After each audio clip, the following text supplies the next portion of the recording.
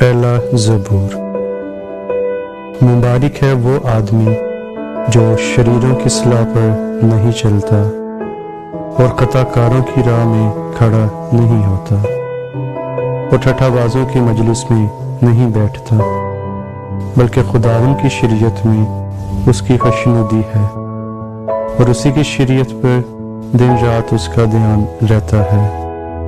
وہ اس درخت کی مانند ہوگا جو پانی کی ندیوں کے پاس لگایا گیا ہے، جو اپنے وقت پر پھلتا ہے اور جس کا پتا بھی نہیں مرجھاتا۔ سو جو کچھ وہ کرے بارور ہوگا۔ شریر ایسے نہیں بلکہ وہ بوسے کی مانند ہے جسے ہوا اڑا لے جاتی ہے۔ اس لیے شریر عدالت میں قائم نہ رہیں گے، نہ خطا کار صادقوں کی مجلس میں، کیونکہ خداوند صادقوں کی راہ جانتا ہے، پر شریر کی راہ نابود ہو جائے۔ آمین۔